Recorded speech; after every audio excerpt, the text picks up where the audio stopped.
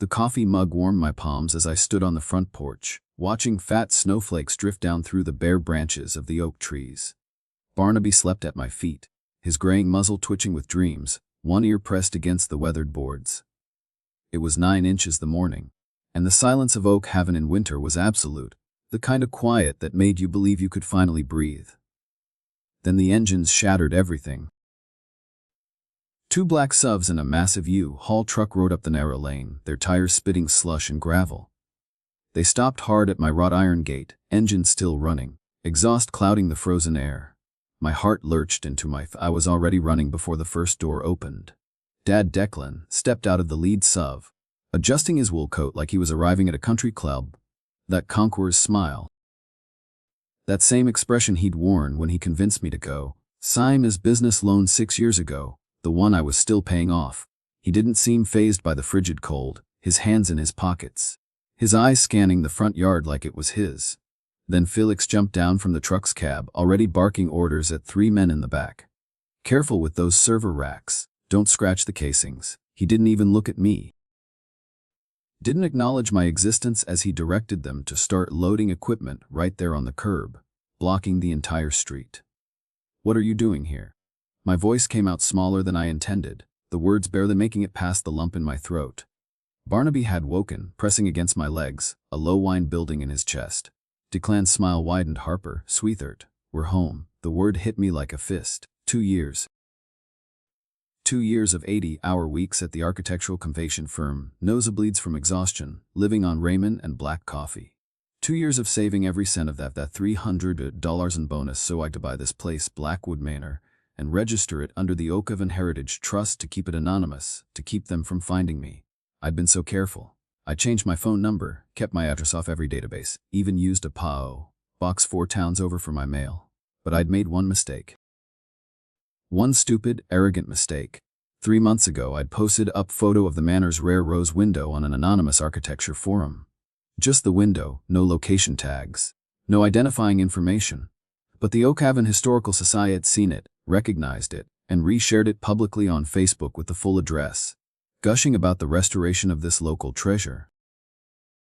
And my mother had Google alerts set up for my name, my old addresses, architectural terms I used in college papers, even the make of my car. She'd found me within hours. "How did you know I was here?" I managed, gripping the gate's iron bars. Declan pointed casually toward the tree line across the street. "I parked right over there for 14 hours yesterday. Watched you walk the dog at 7:30. Saw your Volvo in the drive. Saw you leave for the grocery store and come back alone." He tilted his head, studying me like I was a specimen. "I know you're all alone in this big house, Harper. That's no way to live." The calculation in his voice made my skin crawl. This wasn't a surprise visit. This was reconnaissance. This was tactical. "You need to leave," I said, forcing steel into my voice. "This is private property. You're not welcome here." Felix finally looked at me then, his expression somewhere to pity and contempt. "Harper, don't be dramatic. We're family." He gestured at the server racks being stacked on my curb. "And I've got a business to run. The lease is already signed." "What lease?" Declan pulled a folded document from his coat pocket, waving it like a flag of truce. "Felix is renting your basement. Very reasonable terms. $1 a month for 5 years. You signed it last month, remember?" The world tilted. "I never signed anything." "Your signature's right there, sweetheart. I didn't open the gate. I didn't move." Every instinct I had screamed at me that this was a trap, that opening that gate even an inch would be the end of everything. Declan's smile faded. He pulled out his phone, and before I could protest, he had dialed someone. He didn't need to speak for long, only a few words, and then a van rolled up the driveway, a locksmith's van. I stood there, frozen, watching as a middle-aged man in coveralls stepped out, toolbox in hand. Declan intercepted him before he could even reach the gate. I watched through the bars as my father transformed, Shorng, voice dropping to a concerned paternal murmur. He showed the locksmith his head, pointed at the last name we shared. "I'm her father," Declan said, loud enough for me to hear. "My daughter's having a mental health crisis. She's locked herself inside and won't let anyone in. We're worried sick about her." The locksmith glanced at me, then at Declan's kind, worry face. "I understand, sir," the locksmith said quietly. "I'll take care of it." I didn't know how to scream, how make it stop. "Miss, I'm going to need you to step back," the locksmith said, as he approached the gate with the drill in his hands. "Don't you dare," I shouted. "This is my property." "He doesn't drill, he's lying." But the drill was already screaming, metal on metal, and the sound triggered something primal in Barnaby. The old dog started barking deep, terrified barks that tore at his throat. He'd come from a shelter, found wandering a highway with cigarette burns on his back. Loud machinery still sent him spiraling into panic. Felix's patience snapped. While the locksmith worked the front gate, my brother strode along the fence line to where the decorative iron dipped lower, half hidden behind overgrown forsythia bushes. He grabbed the top bar, hauled himself up and over with a grunt, and dropped into my yard. Barnaby lunged, trying to protect me, but his arthritic hips trembled with the effort. He hesitated for a split second, fear warring with loyalty. It was all the time Felix needed. His boot came up fast and brutal, catching the old dog square in the hip. Barnaby yelped a sound I'd never heard him make, high and agonized, and scrambled away from Felix's reaching hands. "Barnaby, no," I screamed, but Felix had already reached the gate's interior latch. He twisted it, and the gate swung wide. Barnaby, terrified and hurting, bolted straight through in and out onto the road. The busy, icy road where cars came flying around the blind curve at 40 miles an hour. I didn't think. I ran me. I heard the sub-engines rev. Heard the truck's hydraulic lift whining. Heard Felix laughing as he waved the convoy through. By the time I reached Barnaby, shaking in a snowbank, eyes wild with fear, my family's vehicles were already rolling through my gate and up my drive. The occupation had begun. I stood there, frozen, as Declan and Flick strutted past me, like they owned the place. The sound of the truck's hydraulics reverberated in the air, vibrating my chest. But it wasn't just the noise that made me sick. It was the arrogance with which they moved. Like they'd been invited. Like this was all part of the plan. I wanted to scream at them to leave, but my voice felt too small. I could hear the crunch of boots on snow behind me, feel the cold air biting into my skin, but it was as if the world had gone mute.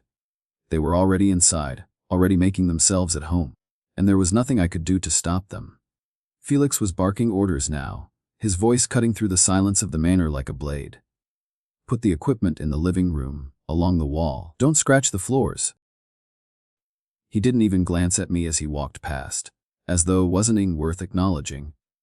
I was the nuisance standing in the way of his plans, and I couldn't understand how this had happened, how this happened me, how they had this power over me, even after I'd done everything to stay hidden.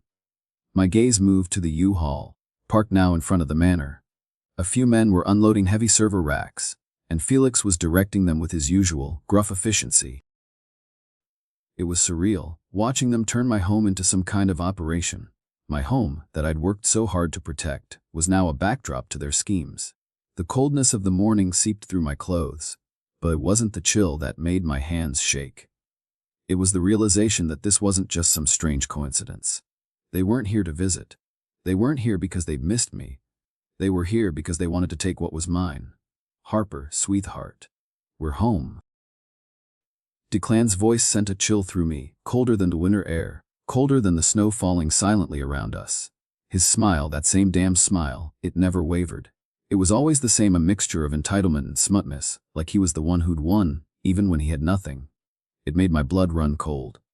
I took a step back, my grip tightening on the wrought iron gate. I had to keep it together. I couldn't let them see me crack. "What are you doing here?"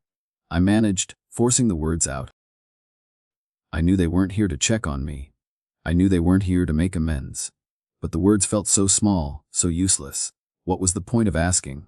They'd never answer honestly anyway. Declan took his time to answer, his eyes studying me with a catchment detachment. "We came to see our daughter, Harper, to see how you're doing." That lie. The audacity of it made my stomach churn. I tightened my grip on the gate, my knuckles white. "You don't get to come here and act like you care.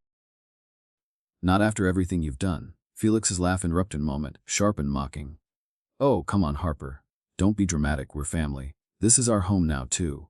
My eyes locked on his, my hands trembling at my sides. I wasn't sure whether fight or run. I wasn't sure I had the strength left to push them out. But I couldn't back down. I wouldn't. I saw Declan pull out a piece of paper from his coat pocket, waving it in front of me like a flag. "Felix is renting your basement," he said, voice syrupy sweet, like he was offering me a favor. "Very reasonable terms. $1 a month for 5 years.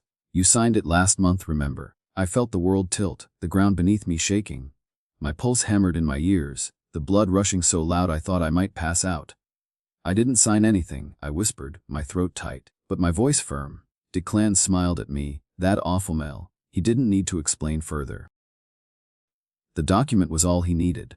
He knew what I was thinking. He knew I wouldn't fight back, not yet. You signed it, sweetheart, he said softly, pulling the paper closer so I could see it. Right here. Your signature. It's all legal. It felt like the earth opened up beneath me, the weight of his words sinking into my chest. No, it wasn't possible. I hadn't signed anything. Not in the last year. I had been so careful, so meticulous. You're lying, I said, my voice cracking as I took a step back, shaking my head. I never signed anything. He didn't respond. He didn't have to. The document was right there, presented as truth, as if I were the one in the wrong. The knot in my stomach tightened. I couldn't breathe. Felix's face appeared behind Declan's, a smug grin plastered across his features as he leaned in. It's all above board, Harper. You'll get used to it. I spat, the words tasting bitter on my tongue. This is my house. This is my life, and you have no right to be here. Felix stepped closer, his boots crunching in the snow. We're family. You can't just keep shutting us out like this. The anger bubbled up in me, but I bit it back, keeping my voice steady firm. This is my life now. Not yours. Not anymore. Declan glanced at Felix, his eyes narrowing with calculation. I could see the wheels turning behind his eyes. I wasn't going to be easy to push out. You need to leave, I said again, this time louder, stronger. Now, Declan wasn't backing down. Not yet. He pulled out his phone, already dialing, already putting his plan into motion. The world felt like it was closing in around me as I watched the locksmith's van pull into the driveway. They weren't going anywhere. And neither was I. The locksmith's van was parked in front of the gate now, and I could hear the engine hum as the man inside prepared his tools. I stared at the gate, my chest tight, heart pounding as if it was trying to break free. This was real. It wasn't a bad dream. My family had come to take my house. Don't do this. I whispered to myself, but there was no one to hear. Barnabas' frantic whines at my feet were the only sound in the cold air. Declan was talking to the locksmith now, his words low and smooth. I couldn't hear all of it, but I didn't need to. I could already guess what he was saying. How he was painting me as some kind of fragile, mentally unstable woman who needed rescuing. I felt my fingers curl into fists at my sides. It was working for him. They had me right where they wanted me, alone, confused, with no one to stop them. The locksmith approached with his drill, the noise deafening as it screeched against the metal of the gate. I wanted to scream to stop it, but I knew it wouldn't make a difference. Nothing would. Barnaby's barking became more urgent, his panic growing with every drone of the drill. My heart ached for him. I couldn't let this happen. Not to me. Don't you dare. I shouted, stepping forward, my voice shaky but firm. The locksmith didn't even flinch, just kept working, the drill biting deeper into the gate. Declan stepped closer, watching me with that calculating smile. His voice dropped low, and I could hear him speaking to the locksmith now. Just get it open. She's not in her right mind. She'll come around.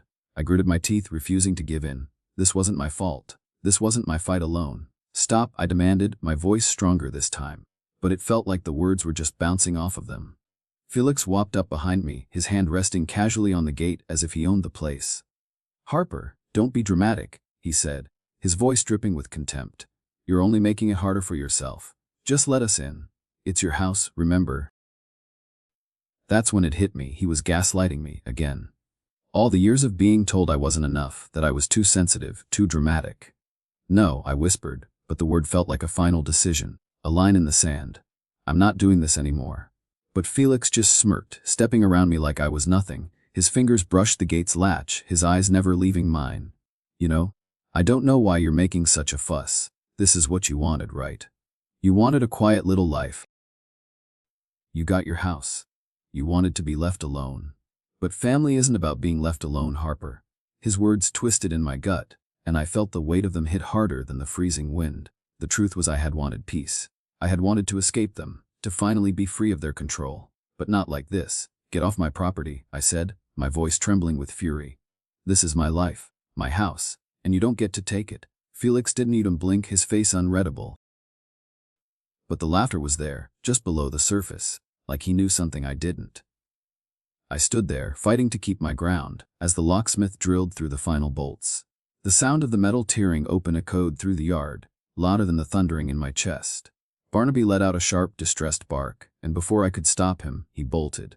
"No," I shouted, reaching for him, but it was too late. He was already out, running through the open gate and straight into the street. My heart stopped, Barnaby. I screamed, my legs moving before brain could process. I ran after him, the cold air biting at my face, my breath coming in ragged gasps. I could hear Declan and Felix laughing behind me, the sound like nails on a chalkboard, but I didn't care. I didn't care about anything except getting to Barnaby. "Barnaby, no!" I screamed again, my feet slipping on the icy pavement. I was close now. I could see him ahead, his tail between his legs, his body shaking with fear. Then it happened. The screech of tires, the roar of an engine. A car flew around the corner, too fast, too close. And I could do nothing but watch as it slammed into Bart and slowed. I felt the world shift, the ground beneath me disappearing. "No!" I screamed again, my voice raw with horror. The car screeched to a halt, its tires spinning, and the driver cursed and slammed it in reverse. But Barnaby didn't move. I reached him in seconds, fallen to my knees beside his trembling body. His eyes were wide with fear, but he was alive. His body shook in my arms, his breaths coming in shallow gasps.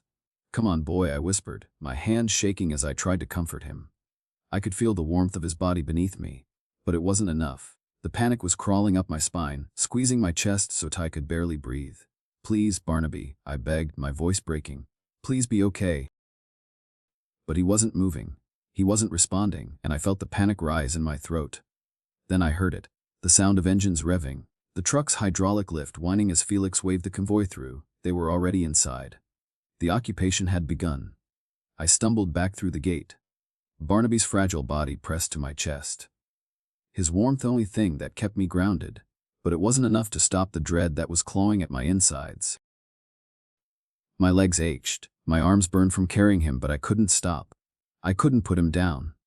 The icy wind cut through my coat as I walked back toward the house, the heavy sound of vehicles rumbling behind me like a dark promise of what was to come. My feet felt like lead, each step heavier than the last, but I pushed forward, hearing the noise of machinery coming from the house. By the time I reached the door, the sound of the U-Haul's hydraulic lift whining filled the air, followed by the steady hum of equipment being moved into the house. My mind was in a blur of panic and disbelief. They were actually doing it, taking over, forcing their way into my life as if I had no right to fight them. I forced the door open, my hand shaking as I gripped the handle. It felt wrong, like the house was already slipping from my grasp. Felix's ladder echoed down the hallway as I stepped inside, the familiar sound suddenly foreign, tainted. Declan was standing there, blocking my path, his arms crossed over his chest, looking at me with that same smug expression. "I'm glad you're back, Harper," he said, his voice too calm, too pleased with himself. "Let's talk about this reasonably."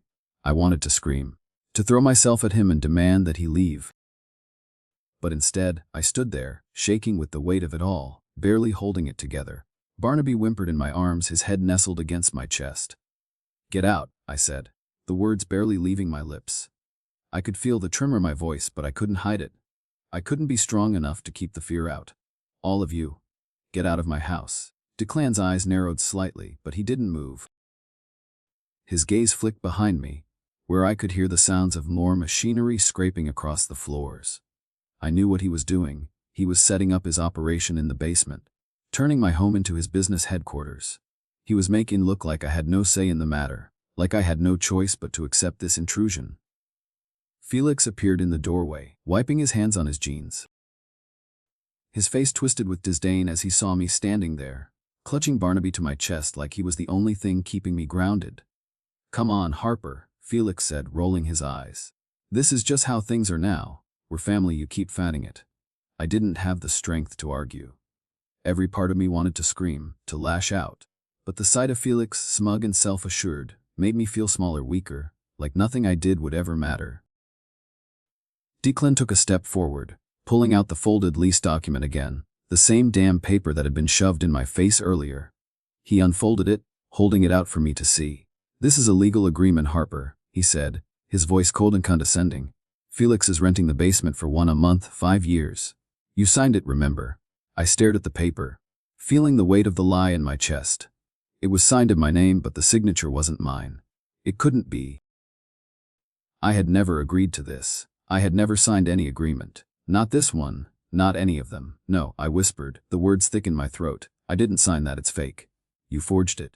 Declan didn't even blink. He just folded the paper back into his coat pocket like it was a done deal. We'll take care of everything, Harper. You don't need to worry about it. I felt the cold burn in my veins. This wasn't just a lap, it was a trap. A trap they had set for me and were now trying to lock me in, one fake document at a time. I had been careful. I had hidden. I had thought I could escape, but now they were here, and they weren't leaving. Felix shrugged, his hands in his pockets. Harper, we're just trying to help. You've been on your own for so long. It's time to come home. The words made my stomach turn. The last thing I wanted was to go back to being their pawn, their victim. The last thing I wanted was to be trapped again in a web of manipulation. But Declan wasn't backing down. This is our house now too, Harper. Whether you like it or not. I felt the air leave my lungs. My heart was pounding, each beat a warning, a reminder of how close I was to losing everything. Everything I'd worked for, everything I'd fought to protect. I looked at the door, knowing what was happening behind me. The house, the place I had worked so hard to make mine, was already slipping away. Declan was here, with his plan, and I had no idea how to stop it. Get out, I said again, louder this time. My voice cracked, but I didn't care. I wasn't going to back down, I couldn't. Felix just shook his head, his grin widening. You're just making this harder on yourself, Harper. Trust me, it's better if you just accept it. I took a step forward, Barnaby still clutched in my arms, my hand shaking with the weight of what was happening. I said, get out. Declan's smile faded. He wasn't laughing anymore. He looked at me, his expression cold. Fine, we'll do this the hard way. I knew then that the battle had just begun. I sat at the kitchen table, staring at the forged lease in front of me. My hands trembling as I traced the fake signature within. It wasn't mine. It couldn't be. I hadn't signed anything in over a year. I hadn't signed anything in months, not since I'd taken the steps to lock myself away from my family, my manipulative, lying, thieving family. But here they were, trying to steal everything I'd worked for. My phone buzzed on the table, pulling me out of my thoughts. I didn't even have to look at the screen to know who it was. Sterling. He'd been my lawyer for the past year, helping me set up the Opivan Heritage Trust and making sure my personal information stayed as protected as possible. I needed him now more than ever. I reached for the phone and hit answer, swallowing hard before I spoke. Sterling, I said, my voice tight, raw. They're here. They've found me. They've got a forged lease, and they're trying to take the house. I heard him exhale on the other end, the calm professionalism of his voice already taking over. I'm on my way, Harper. Don't engage with them further. Keep your distance and don't let them in. Do you have any documentation on your side? I looked around the room, my eyes falling on the papers scattered across the table. I had pictures of the deed, the registration of the trust, everything that showed this house was mine, not theirs. The weight of it all felt overwhelming, the mountain of vats that I had to fight with. And yet I was standing here, powerless to stop them. I've got the deed, but I need help. They're not backing down, my voice shaking despite my best efforts. I'll take care of it, Sterling said firmly. We'll handle this legally. Just don't let them get you rattled. I'll start making calls. I hung up and sat back staring at the house. It felt different now, like I was no longer welcome here. My sanctuary had been invaded. The walls I'd built to protect myself from my family were crumbling, and I didn't know how to stop it. A knock at the door pulled me out of my thoughts. My heart skipped in my chest. I knew it was them. I knew they wouldn't stop until they got what they wanted. I stood up, my legs unsteady, and walked to the door. I didn't open it. I couldn't. The knock came again, this time harder, more insistent. Harper, let us in. Declan's voice was smooth, almost playful, as if this was all some game to him. Go away, I called through the door, my voice firm despite the pounding in my chest. I said, let us in. Felix's voice followed, harsh and demanding. We've got business to take care of, and you don't want to make this harder on yourself. I felt a rush of anger flood through me, but I didn't open the door. Instead, I went to the phone, dialing Sterling again. The call went straight to voicemail. I cursed under my breath, then dialed the local police department, praying for some kind of relief. When the dispatcher answered, I tried to keep my voice steady, but it cracked with the weight of the situation. I need help. I'm being harassed by my family. They're trying to force their way into my house with a four-glice. Please send someone." The dispatcher's tone was professional, but I could hear the skepticism in his voice. "Ma'am, this sounds like a civil matter. If you're saying there's a forgery involved, you'll need to get legal help. We can't handle this without proof of a crime." I couldn't believe what I was hearing. "What do you mean, can't handle it? They're trespassing, and they're trying to take my home. I'm telling you, they're lying." The dispatcher's voice softened slightly. "I understand, but this isn't something we can just step in and resolve. You need to speak with an attorney." I slammed the phone down, the sound of the receiver slamming against the cradle filling the air.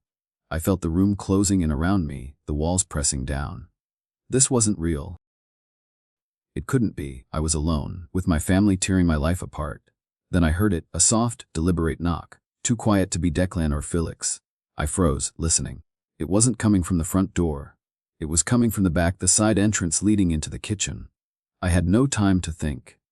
The door creaked open, and there stood a man, dressed in a worn coat, his eyes scanning the room before landing on me. My stomach lurched, and my breath caught in my throat.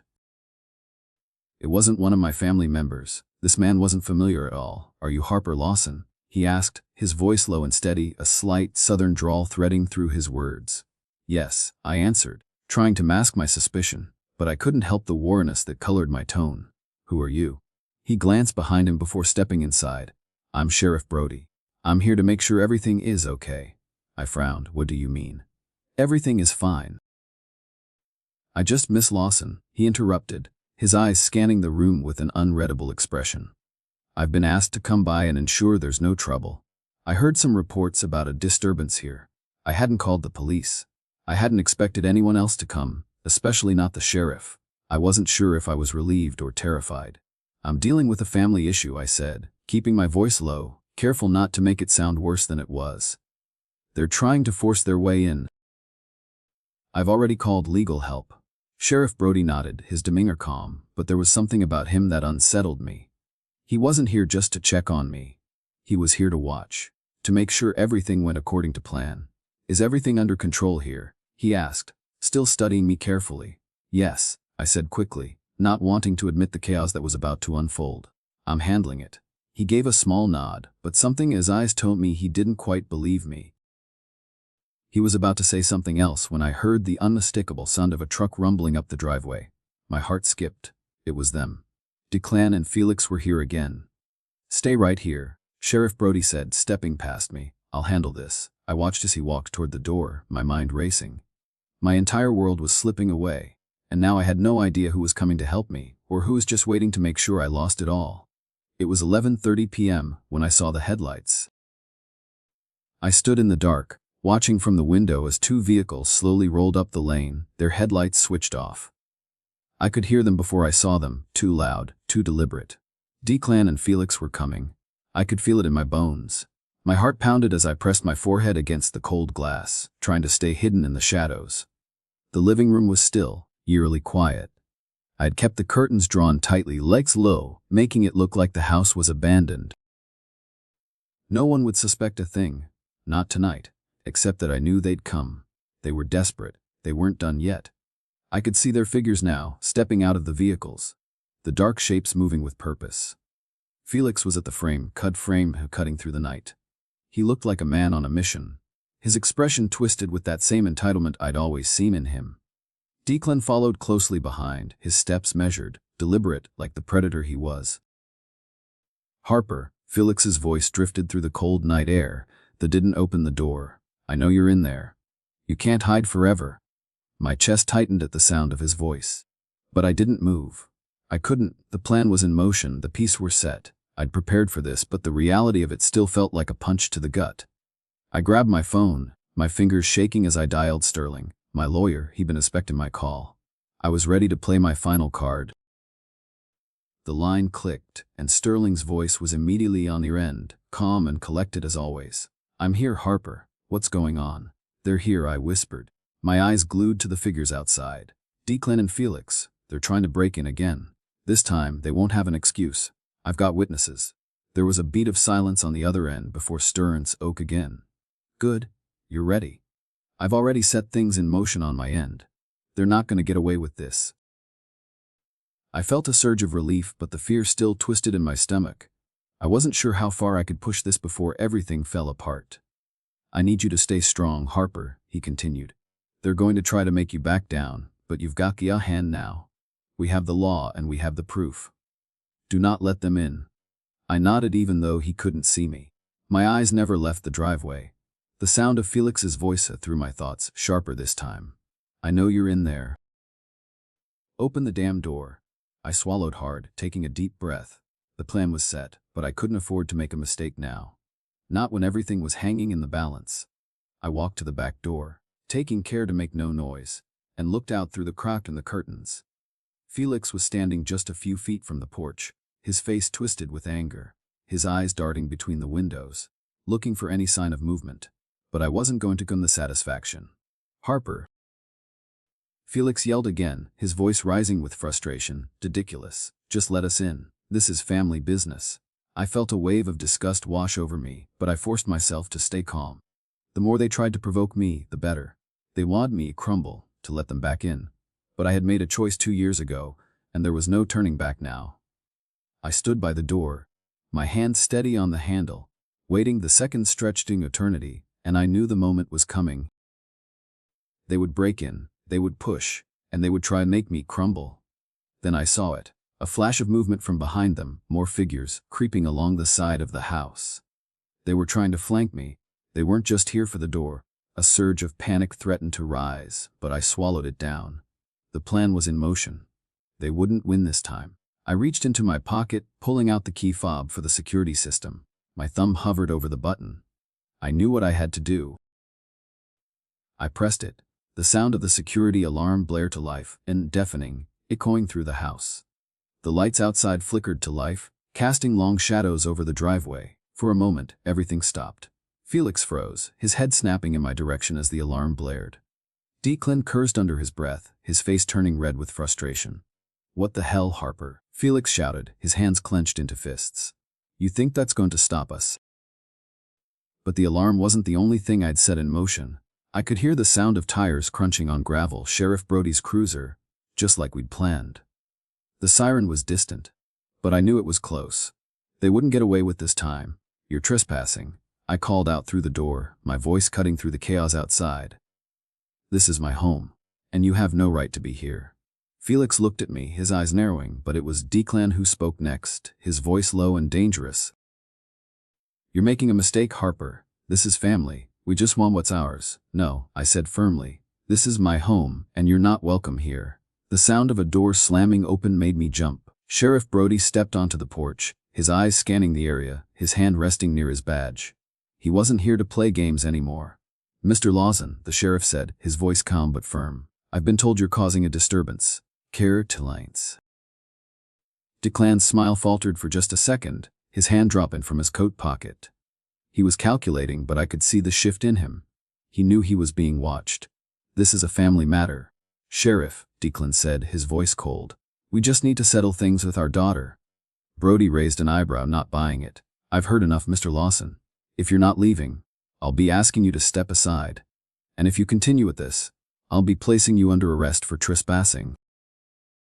Felix shot Declan a look, his jaw clenched. This wasn't going as they'd planned. They were getting cornered, and they didn't know how to fight back. You're making a huge mistake, Harper, Declan muttered, his voice full of venom. But I could see the cracks, I could see the panic creeping into his eyes. This is over, I said, my voice cutting through the tension. You've lost. Felix stepped forward, but Brody was already in motion, his hand moving to his side. I saw the flash of handcuffs before Felix's face went pale. Felix, Brody said, his voice steady. You're under arrest for breaking and entering. For the first time, Felix looked truly afraid. His eyes darted to Declan, but the look on his father's face told me everything. They were done, the battle was over. I watched as Felix was led away in handcuffs. His face flushed with fury, but there was no mistaking the fear in his eyes. The reality of the situation had finally hit him. This was no longer a family dispute. This was a crime, and the law was no longer on his side. Declan stood frozen, his face a mask of rage, but he didn't move.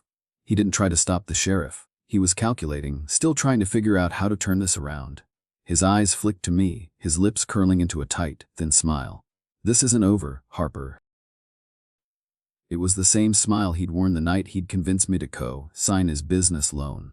The same smile he wore when he twisted the knife just a little deeper, when he thought he could control everything. But it wasn't working now. "No, Declan," I said quietly, my voice steady. "It's over." Felix was in the back of the cruiser now, the door slamming shut as the sirens wailed into the night. I stood there on the porch, my chest rising and falling with each breath, but a strange calm settled over me. I had fought for this. I had fought for my life, for my peace, and I wasn't going to let them take it from me. Sheriff Brody turned back toward Declan, his voice professional but firm. "I'm going to have to ask you to leave the premises as well, Mr. Lawson. If you can't provide proof of ownership or legal tenancy, I'm afraid there's nothing more I can do for you here." Declan's eyes flashed with anger, but it was quickly calculated calm. He stepped forward, pulling out a piece of paper from his coat pocket.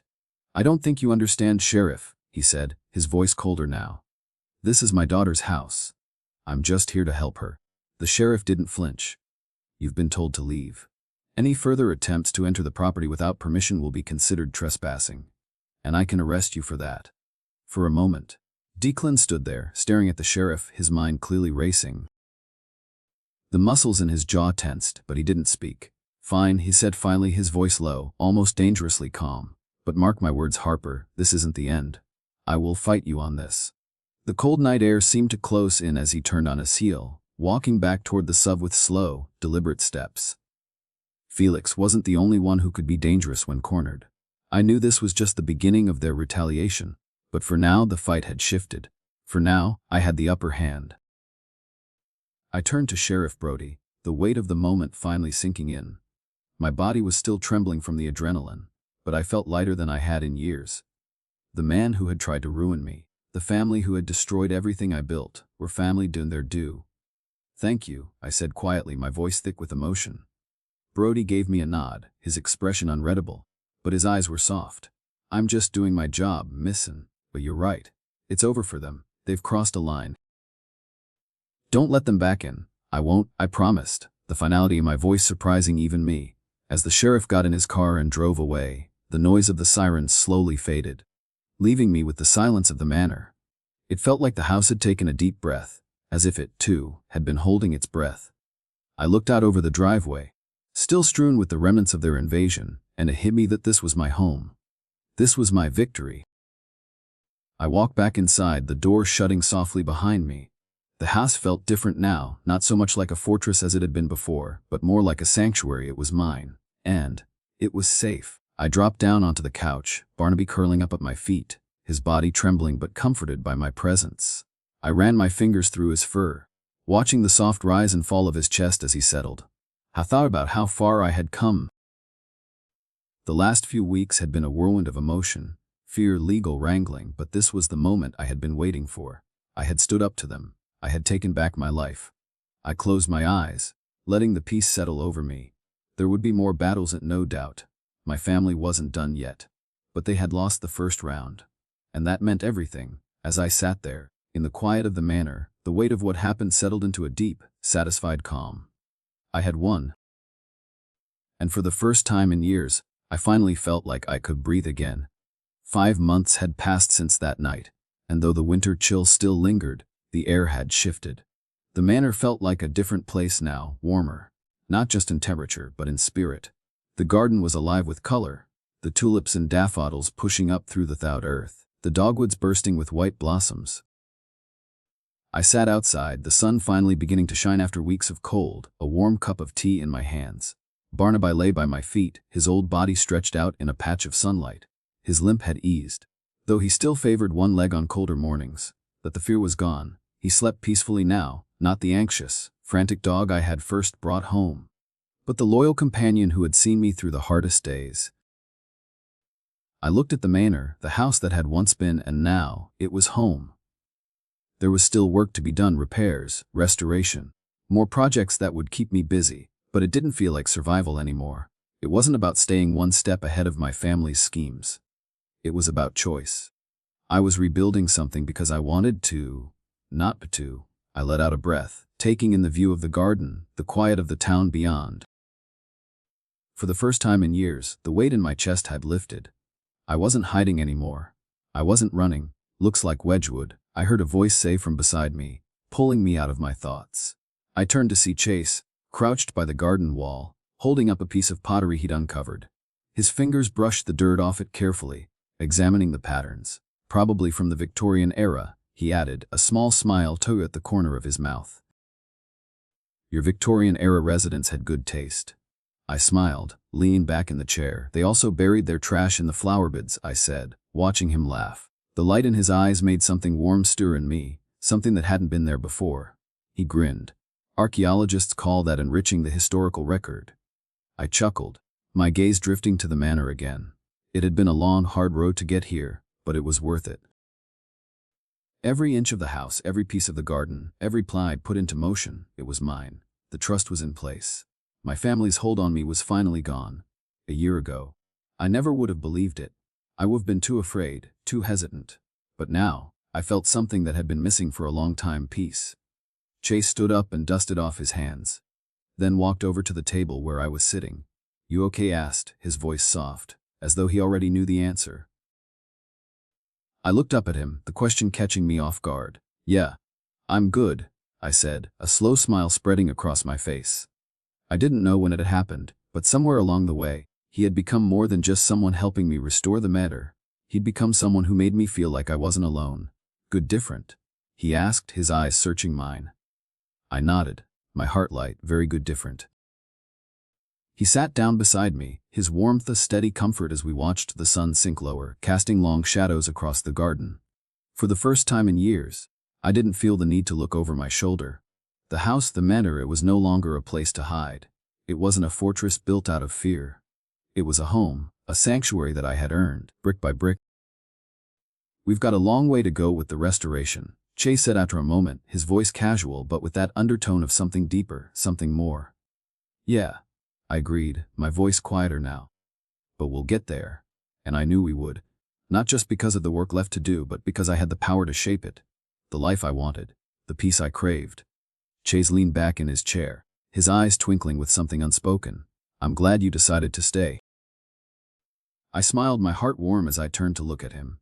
Me too, said softly. Me too. I glanced at Barnaby, now curled up in the sun, and I knew that everything was falling into place. This was no longer a fight for survival. It was a new beginning. The brass plaque on the gate caught my eye, catching the light as it shimmered in the evening sun. Property of Oakhaven Heritage Trust. By invitation, I had it installed in February after the trials had finally ended. Felix had pleaded guilty, taking the minimum sentence of 10 months in a minimum security prison, plus restitution. Declan had tried to fight the forgery charge, but the evidence was overwhelming, and he got 2 years. Mom, she had stopped calling, stopped posting her lies on Facebook. She had claimed ignorance, said she didn't know the documents were forged, that she was just trying to help her son. The prosecutors hadn't been able to prove otherwise, but I knew. I knew the silence was more telling than anything a conviction could have been. I'd blocked her number. Some bridges weren't worth maintaining. I took a deep breath, feeling the weight of the moment settle into something light. You know, Chase said, breaking the silence, you've done good here, more than good. I smiled, the pride in his voice settling over me like a warm blanket. I couldn't have done it without you, I said. He chuckled, shaking his head. It's been a team effort. I leaned back in my chair, looking up at the sky. The stars were just beginning to show, and the cool evening air felt fresh, like a promise of something better. Something that could last. The phone buzzed in my pocket, pulling me out of my thoughts. I pulled it out, expecting to see another message from my lawyer, or a notification from the Historical Society. But it was just a text from an unknown number. You regret this. Family doesn't forget. I frowned, my thumb hovering over the message, the old familiar sense of dread crawling up my spine. But then I looked at Barnaby, peacefully sleeping at my feet. Then at Chase, sitting beside me. No, I whispered to myself the word simple and final. I won't. Turned off my phone and placed it back in my pocket. The battle had been long, but I'd won. And now, for the first time in my life, I was finally free, and it felt good. The rest of the evening passed quietly. The conversation drifted between us like the soft breeze in the garden. The world outside could keep turning. The storm could keep brewing. But inside these walls, inside this home, I had what I needed: peace. As midnight struck, I squeezed Chase's hand, and he squeezed back. The world outside might still be wild, but in here, I had found my place. And this time, the gate that protected it wasn't keep the world out. It was to shelter the happiness I had finally built inside.